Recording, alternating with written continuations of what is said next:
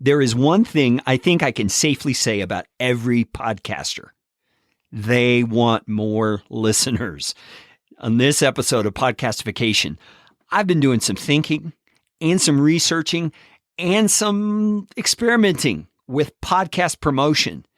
And I'm going to dump the truckload on you this episode.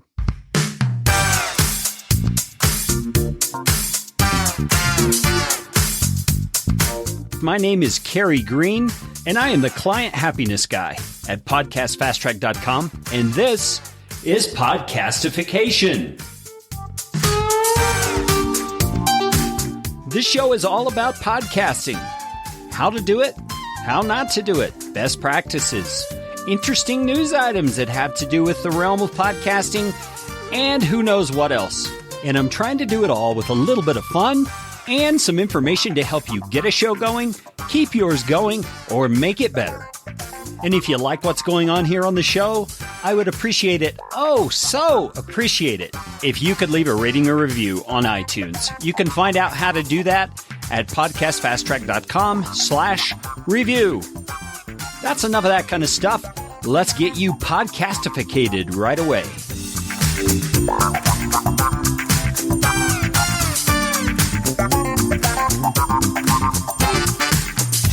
Podcast promotion, man, we all need to know how to do that thing right, don't we? I mean, there's all kinds of little tricks and tips and tools and apps, things that people are trying to come up with to make podcast promotion more effective. And I get it. I really get it, because we all need and want more listeners if our podcasts are going to achieve the goals that we have for them. But I think sometimes we overcomplicate the thing. My buddy Dave Jackson, he says all the time, just make great content and the growth will take care of itself. Well, I tend to agree with that, generally speaking, because great content is such a key thing. But I think there's a little more to that. And we can borrow some tips and tricks and techniques from the realm of content marketing, if you've heard that term. So in this episode, I want to dig into some things I've been studying and researching about podcast promotion as it relates to content marketing. So let's get to it.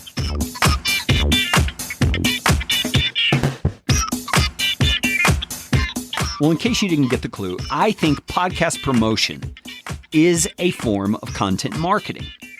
And let me tell you why I think that. Your podcast is content, isn't it? I mean, it's you putting out content. It's just in a different form. It's in audio form. Or if you're doing a video podcast, video form. Podcasting is content marketing.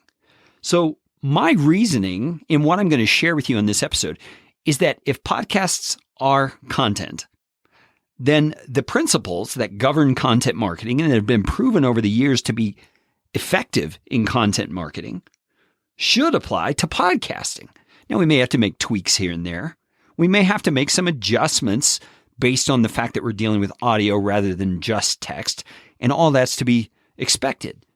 But I'm coming to believe more and more that content marketing is where we need to place our emphasis in terms of how we go about promoting our podcasts. So let's talk first of all about the goals that you're shooting for when you're doing your podcast. In my thinking, for most podcasters, there are 3 goals. Now, some of you just do it for fun. You don't have any of these goals I'm about to talk about in your brain at all. That is totally fine. I'm cool with that. But for others, there are certain goals, everything from building credibility to monetization. So I am going to go into what I think are the 3 main goals most podcasters have. Number 1, you're trying to build credibility in whatever area or niche or area of knowledge that you are podcasting about. It could be about iguanas. It could be about business. It doesn't really matter. You as the podcaster are trying to build credibility because it's that credibility that's going to get you someone's ear. If they look at you as an expert in your field or as someone who's in the know or well connected with others in your industry, you're going to have more chance of landing more listeners. So that's goal number 1. You're trying to build credibility. Number 2, you're trying to build trust, aren't you? I mean, you want your listeners to see you as the go-to person for learning about your specific content.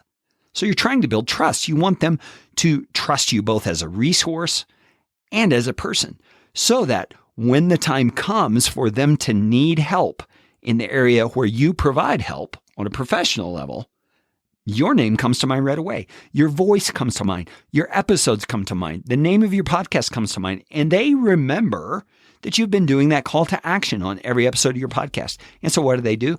They scroll to the end of your podcast. They hear your call to action and they reach out to you.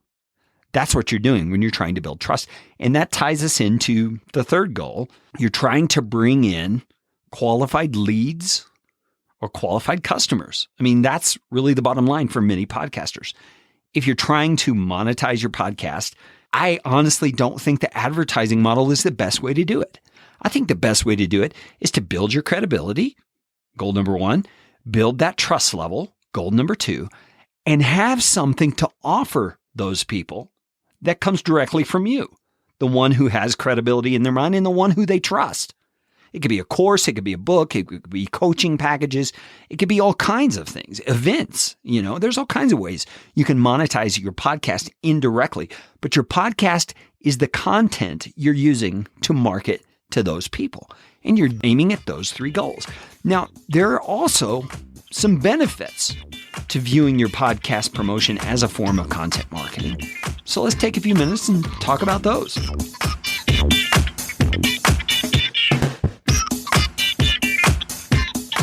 One of the most outstanding benefits of podcasting, I think in some ways more than just your average blog post, is that it is a long tail resource. And you may have heard that word long tail more in relationship to keywords or keyword phrases. But what I'm saying is this: podcasting has a long shelf life when it's great content. It's going to be on the internet for as long as you pay for your media host. And even if you quit paying for your media host, you could throw it on Amazon S3 and make the links available, and it would still be there. You see, the point is, it's a resource that as long as you're creating content that's relevant to many, many years worth of time, it's what they call evergreen content. It's going to have a long shelf life. It's not going to be like your normal advertisement that has a shelf life of maybe 3 months or 6 months. It's going to have a shelf life of years because it's so valuable and so useful. This is the internet. It's going to be around for a long time. So that's one of the benefits that I think podcasting has that's even greater than just text content.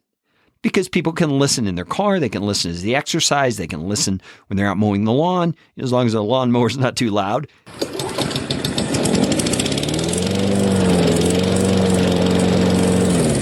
It's long tail. It's going to last for a long time. And a second benefit that I think your podcast is going to have is that the people that actually come in as leads for your products or services, whatever it is, are informed already about who you are and what you do.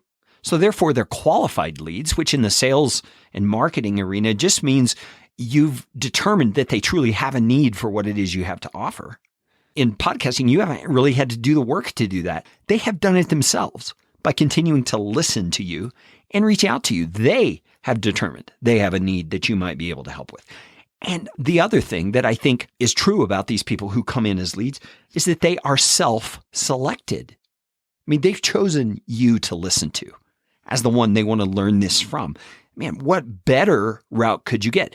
And that means that when they reach out to you, and this is the third benefit, when they reach out to you finally, they're going to be less defensive. They're going to have less defenses up. I mean, you know what that feels like when you go into the shoe store in the mall and it's like all the sales people are pouncing on you all of a sudden. You get your back up and you get a little defensive. It's like, hey, leave me alone. Let me just find some shoes and then I'll come talk to you. When those people come to you who have been listening to your podcast, they're going to be less defensive because they already feel like they know you. They're familiar with your style. They're familiar with the way you do business.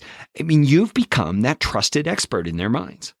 And so when they reach out, they're going to be less defensive. Man, podcasting enables all of that to happen. It's incredible benefits you get. And it all comes through being a form of content marketing.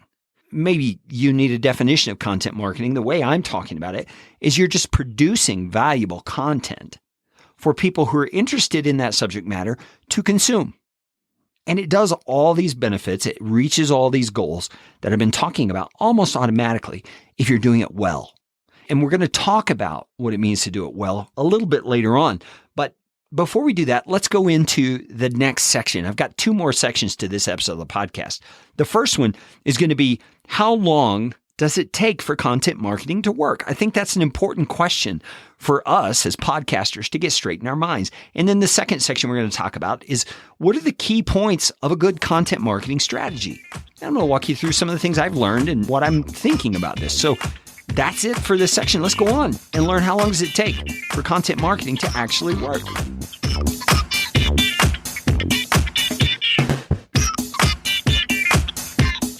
And when it comes to podcasting, there are really 2 types of content marketing that I think we need to have some kind of awareness of, okay?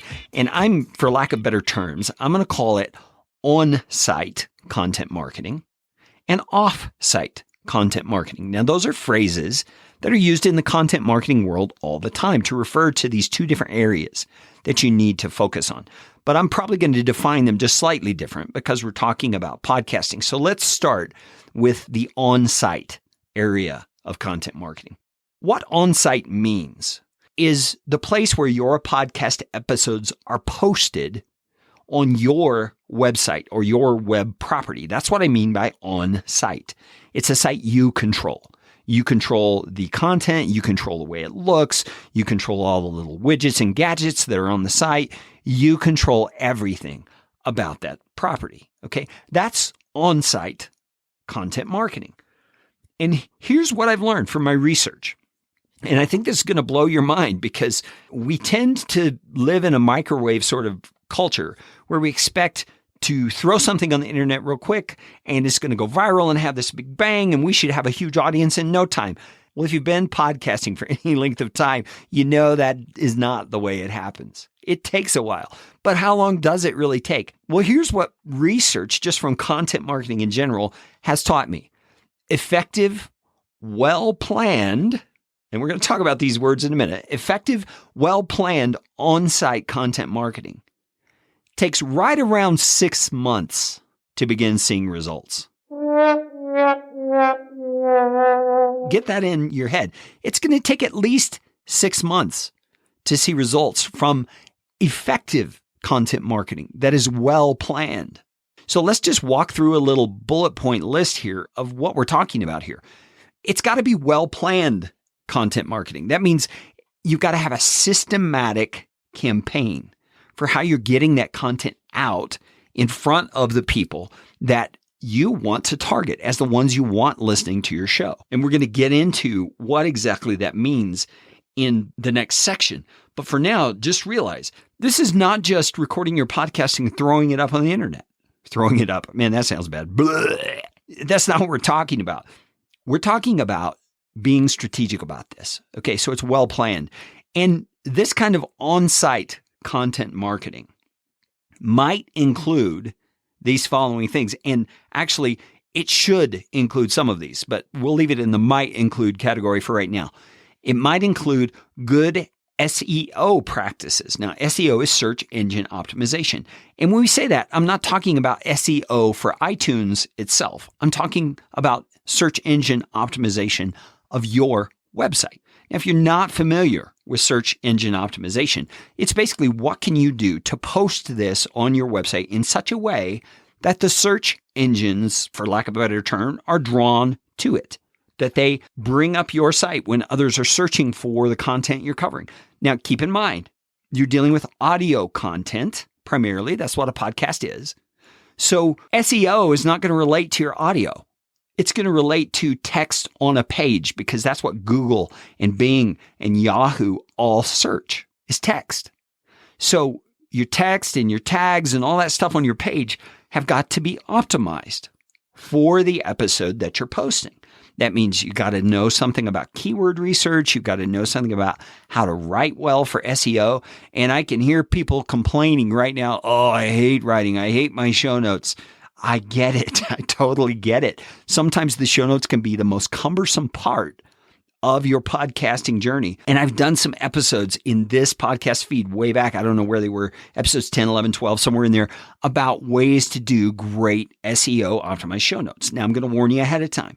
None of those episodes are a magic formula. None of them are easy. It's hard work, but it at least will give you the tools that if you'll practice them, you can actually do this SEO piece really, really well. I've taught you everything that my team does to optimize show notes for our clients. And the reason that service even exists in my company is because people, maybe like you, don't like writing their show notes. And so they want to hire somebody to do that for them. So if you're interested in that, you can reach out to us at podcastfasttrack.com and we will definitely talk to you about your show and your needs there. But keep in mind, what we're talking about here is content marketing. And if on-site content marketing is going to work well, you've just got to do good SEO on your site. You've got to, or else people who are searching for that topic are not going to find your podcast episode when they're searching for those things. Maybe they'll find it through iTunes, maybe, but that depends on some other things, which we'll talk about in the offsite section. Let's just move on. Some other things good on-site content marketing might include is engaging writing in your show notes. And I've learned this kind of with trial and error over the time of writing show notes and guiding my team in how to write good show notes. You have people who will do a transcript sometimes, and they say, well, isn't a transcript just as good for SEO? Well, yes, it's just as good for SEO because it's naturally going to have all your keywords and keyword phrases in it and all that. That's wonderful. But there's a drawback, I believe, to having a transcript instead of well-written show notes. And here's what it is. A transcript, though it does have all the keywords, also is going to give away every single syllable of your content for that episode. Where's the red flag in that? Can you see it? The problem with that is that if that person doesn't want to listen and just wants to scan the blog post, which we all do, don't we? They just want to scan the blog post and find the pertinent answer to the thing they're looking for. That's what they're going to do. And they're going to bump off of your page eventually without ever even listening to your podcast episode. Now, I'm not saying everybody's going to do that, but it's more likely because the answer they're looking for is right there on the page. They've just got to take the time to find it, which is faster than listening to an entire episode. So the reason my company does show notes rather than provide transcripts is because we write your show notes in such a way that it introduces some of the topics. It writes in an appealing way that teases you in to wanting to know the answer to certain things and makes you want to click that play button because, man, I got to know the answer to this question. That's exactly what I'm looking for. And the only place it is in the audio. And isn't that what we want? Don't we want people listening to our episodes? And that's where you, as the podcaster, come in. If you're creating great content, if you're doing it in your unique style, if you're doing it in a way that brings true value to those people and that their question is really answered, you've got a pretty good chance of turning that listener into a subscriber. So think of it like dominoes falling over. The first one is get them to the page. That's where SEO comes in. The next one is get them to realize this page does provide the answer to their question that they're seeking for. That's where the good, compelling show notes writing comes in. Get them to click, which is what the show notes writing is supposed to do. And as they listen, you've done your job as a podcaster, and now they want to subscribe to your show. You see, that's the domino pattern that we're trying to get rolling here. That's why engaging writing for show notes for your on-site content marketing is so important. And you can create your own show notes. Go back and find on this podcast feed episodes 20, 21, 22, 23.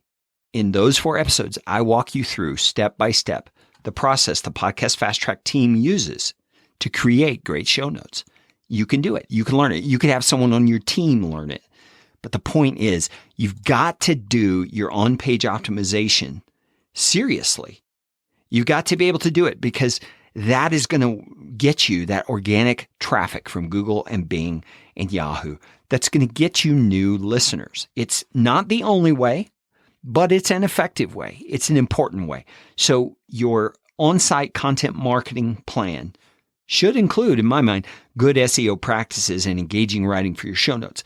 That means also your show notes need to be easy to read, easy to scan. that the layout on the page and in the apps, don't forget about the apps, the description in the apps needs to be appealing and easy to use. You also need to include truly helpful resources in content, including outbound links, links to other websites. You may think, well, I want to keep them on my page. Yeah, but see, part of the SEO stuff that Google looks for is, do you have links going to good resources? That makes your page more valuable in Google's eyes if you're pointing people to good resources. So make sure you're doing outbound links to the things that are mentioned in your episodes. And you also want to make it easy for other people to share, right? So you need to have sharing functionality, both on your podcast page somehow, for your entire website, just whatever you think is best for your users to share. And by the way, you might want to include that in the things you say on your podcast as well, telling people specifically how they can share the episode. All right, so those are the might includes, the things you might want to consider when you're doing on-site content marketing. Let's look at the always includes. These are things I think you should always be doing as part of your on-site content marketing. You want to have truly great content.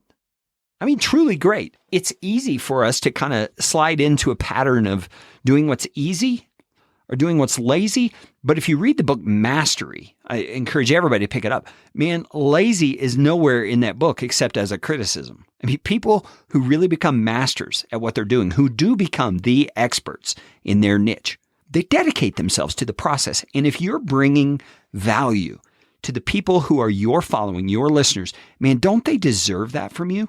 Don't they deserve for you to truly know what you're talking about? And that means truly great content. So don't give in to laziness. Don't skimp.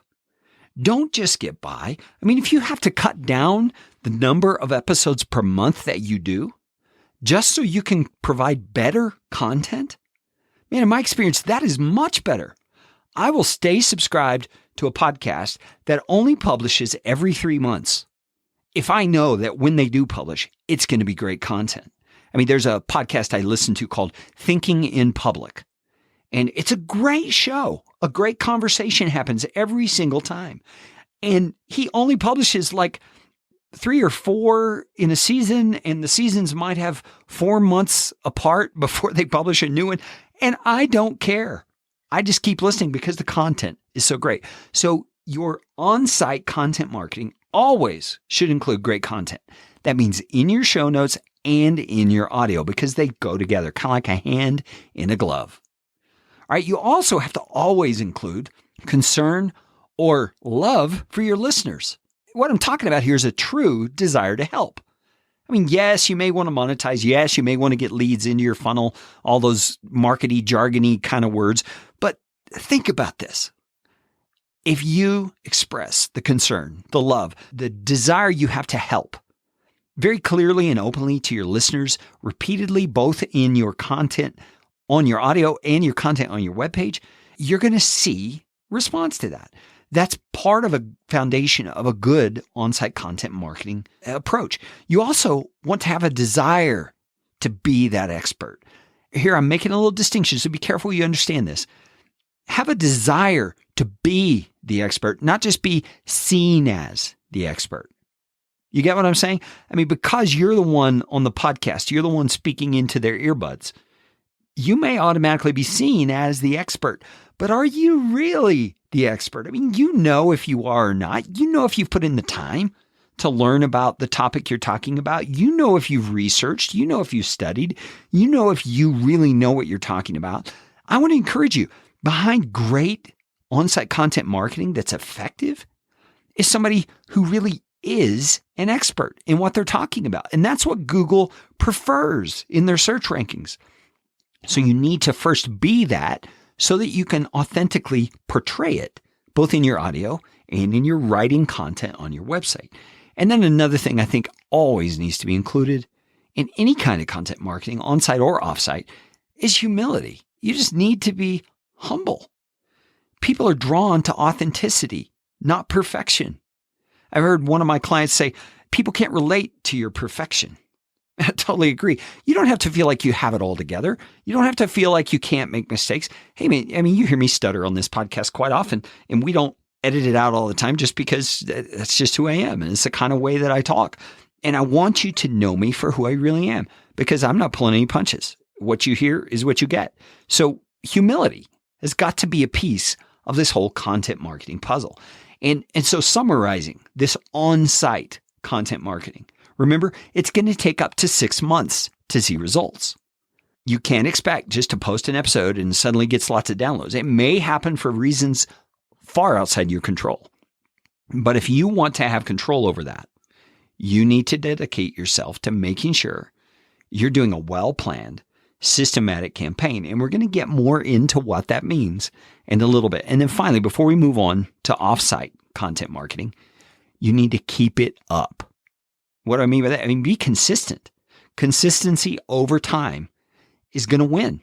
There's just no doubt about it. That's the way the content marketing engine works. That's the way Google works.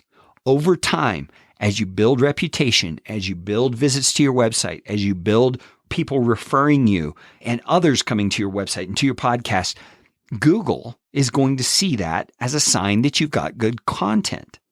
The same thing's going to happen in iTunes, which is really offsite. We'll get to in a minute. But the same thing's going to happen there.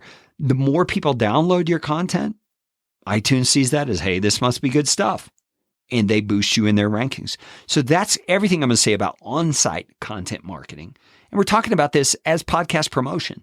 These are things that really go into a well-promoted podcast that I want you to truly consider. Now, let's make the switch. Let's go over and talk about what I'm calling off-site content marketing.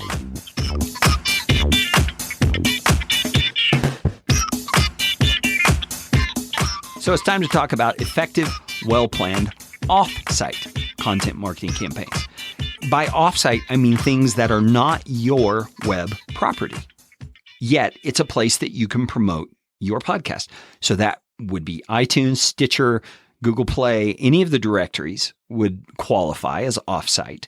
Social media would qualify as offsite. Other people's blogs and websites, which we're going to get into here in a minute, that all qualifies as offsite. So it's anything that's off your website. You do have some power to affect those things.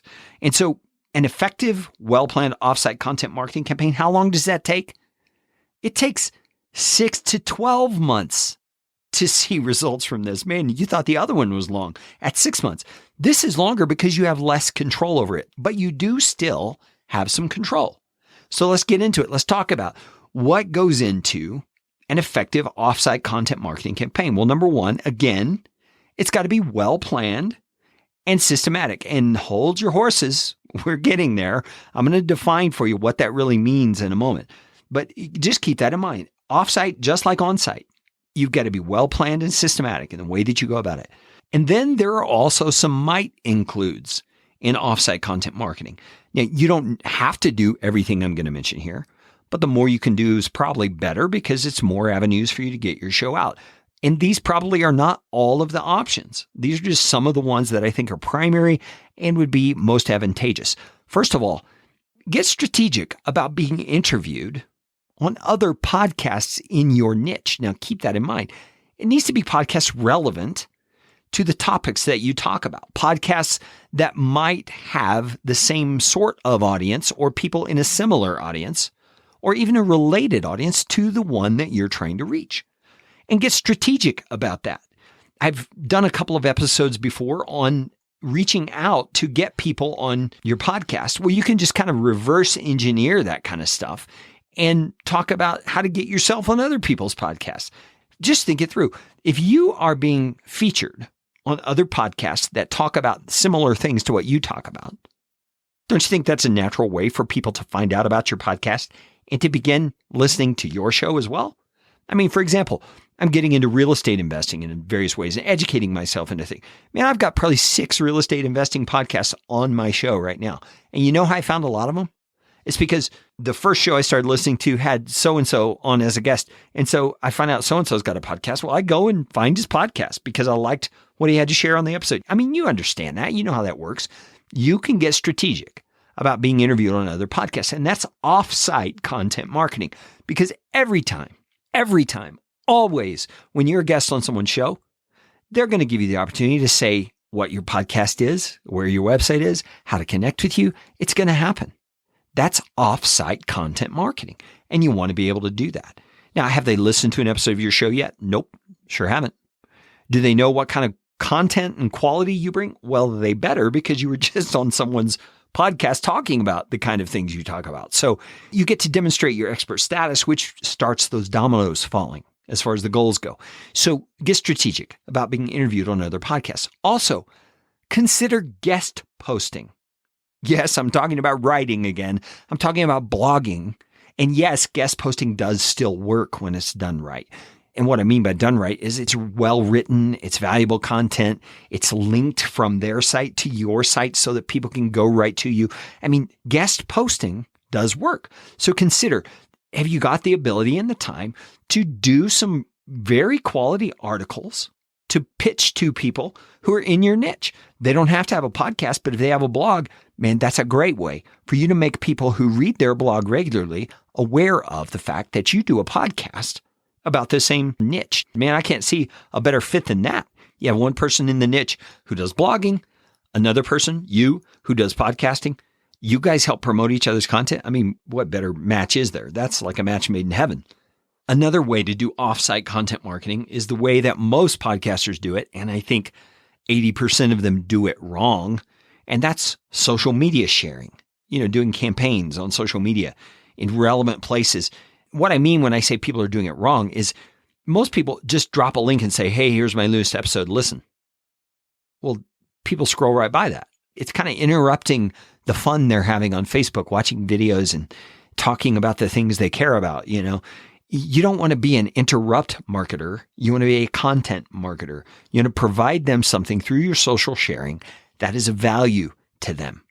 So start up conversations, get to know people, get into groups that are related to your niche, and introduce your podcast episodes carefully and strategically in answer to people's questions as a way of genuinely helping people. You see, it takes more time and it takes more concern and love for the people you're interacting with on social media. But I think, if I'm not wrong, that's initially the purpose of social media, is to be social, to interact, to build relationships, to help people. So yeah, do social media sharing of your podcast episodes and things, but do it in relevant places, meaning places where people are already congregated talking about the things you talk about, and do it carefully. Do it with concern for people rather than just blasting out your content. You can also do this when it comes to offsite content marketing. You can ask for links on other people's websites that relate to your topic that come back to your website. Now, that may sound weird, but that's actually a very powerful SEO strategy. You hear people like Neil Patel talking about that all the time. If you don't know Neil, he's one of the biggest internet marketer guys out there that does SEO and website marketing and content marketing, that kind of stuff. He talks about that all the time, that if you can get links from high-profile, reputable websites in your industry or niche that point back to your website, man, that's powerful for Google. That bumps you up in SEO big time. But it also makes you a trusted resource to the people who use that other website that you got the link on. So consider that. Figure out ways you can ask for inbound links to your website from those reputable, niche-relevant sites. Now, as I said, there are lots of other things that could be included in these might include things that you could do for the offsite content marketing. But I'm telling you, if we podcasters are serious about wanting the audience that we say we want, and we are serious about promoting our content because we really believe it's going to help people and it's going to change the world, then we got to get serious about learning this stuff and making the time to do it. Now, if you're at a point where you can hire a staff, you can hire a VA, whatever, you can figure out systems for them to do this stuff. You don't have to do all of it, but keep in mind, it should be done if you're going to do this well. And I'll do full disclosure. I am not doing all these things right now, but this is what my research is showing me. And I'm slowly building out systems as I'm able to carve out the time in my schedule to put these things in place. So what I encourage you to do is just do it slowly over time. Do it slowly over time. Just build and build and build. In the offsite content marketing area, before we wrap it up, there are always includes here as well. They're the same ones. Have truly great content. In this area, it means prep for your interviews. Don't just go in there and wing it. If you're going to be interviewed on a podcast, man, bring the goods. add value. And I would say give a free gift of some sort of way that really has value. Figure out what that's going to be that's unique to that podcaster's audience. What you're going to do is not only build trust with that audience, you're also going to build trust with that podcaster. And he's going to want you back on his show because he got more downloads because your interview was so good. You get what I'm saying? You're also going to give your all when you do guest posting on blogs. I mean, write the best post you can. Don't send them your leftovers. Don't send them something that you want to have on your blog. I mean, give them your best stuff because that's what other people are going to be reading. That will then give them an impression of who you are. You want them to see your best stuff so that they'll come over and say, oh, he's got a podcast too. Cool. And they may become a subscriber to your podcast. Do you see where we're going with this? So give truly great content. Again, concern and love for the people that you're interacting with, whether it's on another podcast, the love for the podcaster, for his following, for the people you interact with on social media. I mean, that concern and love needs to be a part of your offsite content marketing as well. You also need to keep that same level of humility we talked about before.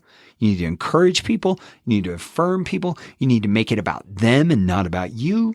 This is all part of effective offsite content marketing. It's all portraying yourself as who you really are to the people who are out there that might become your audience. It's just all part of the package. And we've just got to get better as podcasters at doing this kind of stuff. And then again, just like the on-site content marketing, you got to keep it up. Consistency over time wins the day. So don't just do one podcast interview and think you're done. I mean, find another podcast to get on, find another one to get on, find another one to get on. I mean, it all adds up over time because it's all that long tail content, remember?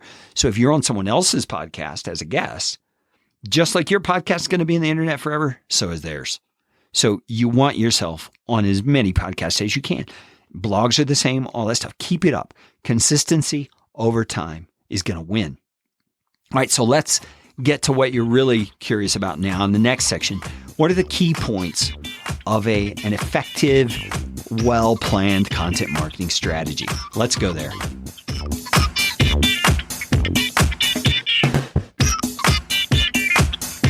Well, you've heard me say quite a few times in this episode already that any content marketing you do, whether it's on-site or off-site, has to be well-planned. Well, what do I mean by that? What does it mean to be well-planned? Well, first of all, you need to know your listeners. You need to know your future listeners. You need to understand their needs. And a lot of that is based around what you talk about, right? People who are very interested in this subject, what are their biggest questions? What are their biggest pains? What are their biggest needs? What are their biggest interests? Ask yourself all those questions. That helps you to know your listeners and the people who may become your listeners. And once you understand those needs, you have a better handle on the types of topics that you need to be producing. So get that into your head. You got to know your listeners. Don't just shoot from the hip. Don't just do what you think might be good. It's sad. So many companies start up thinking they know what the market wants when they haven't done market research. They don't know what their ideal client actually wants. And they wind up failing because they didn't put enough interest into what the actual market wants. You don't want to do that. You want to get into groups on social media and talk about your topics and let people talk. Just listen, make notes, figure out what are the questions, the struggles, the things people are fighting with in that area, and begin planning some podcast episodes. And that takes us into the next little point you need to do in a well-planned content marketing strategy, and that is put time into your podcast episode planning. It takes time. Don't just shoot from the hip every week. Sit down, take at least 5-10 minutes, and write out a bullet point outline of topics that you can speak on based on what you know about your audience. Write out that bullet point list, and then take another 5 to 10 minutes and see if you can come up with 3 to 4 things that you can talk about underneath each of those bullet points. What you're going to wind up with is a bullet point list of entire podcast episodes. You see what I'm saying? The major bullet point and then the 3 or 4 underneath is one podcast episode that you can talk about. And then rearrange them, prioritize them. Which one needs to come after which one? Or is there a sequence? Is there a priority order? You figure all that out. But the point here is you've got to put time into your podcast episode planning. That's part of doing great content, well-planned content. It's content that's going to meet the needs of your listeners better, which would mean they're more prone to share it with the people that they are familiar with who are also interested in the topics that you're talking about. You also need to develop a sharing and publication schedule that you can do consistently. And the key word there is consistently. You remember that podcast I was talking about that does the great content, but is not always real consistent. The great content overshadows the consistency. But consistency is a key factor nevertheless because it builds over time. The more consistent you are, the more content you get out there, which means the more opportunity there is for Google and other people to find your content and then consume it and become a follower.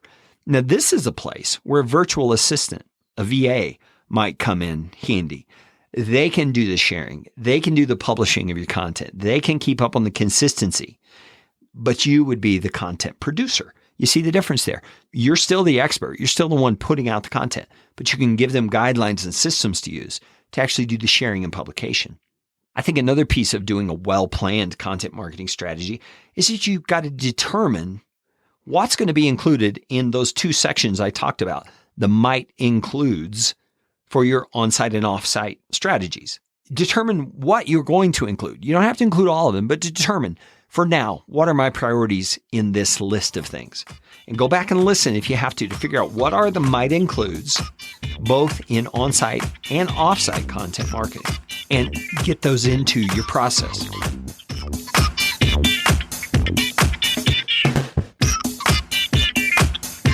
Okay, so I've rambled on here for about 40 minutes about this whole thing because I think it's that important.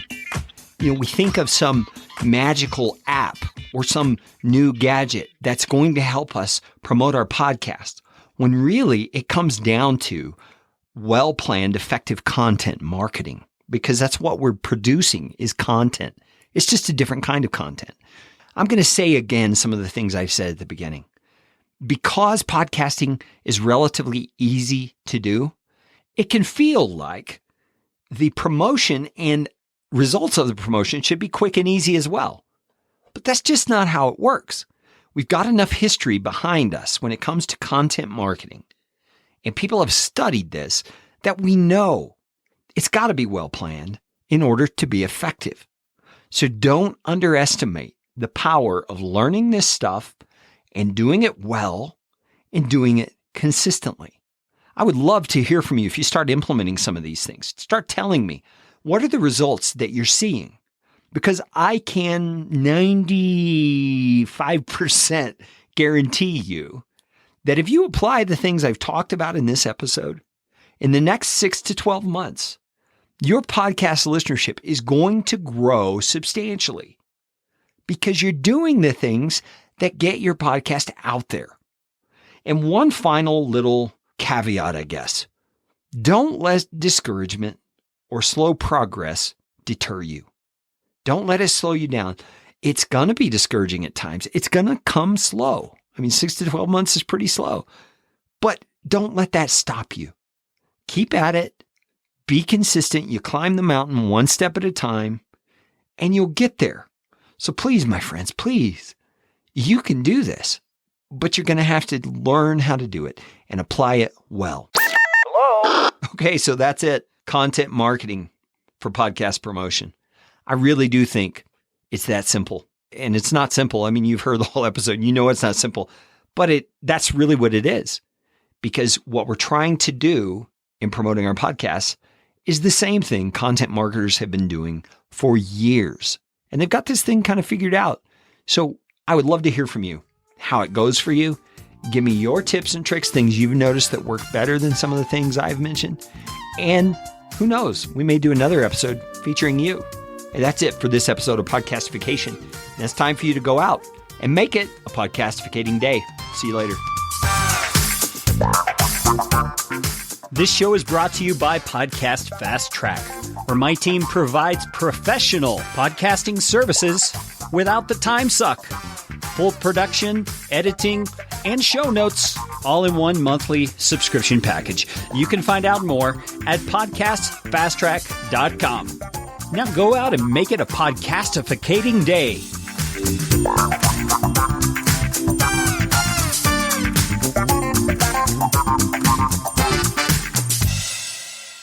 Audio editing and show notes by podcastfasttrack.com. Get 15% off your first month by mentioning this show.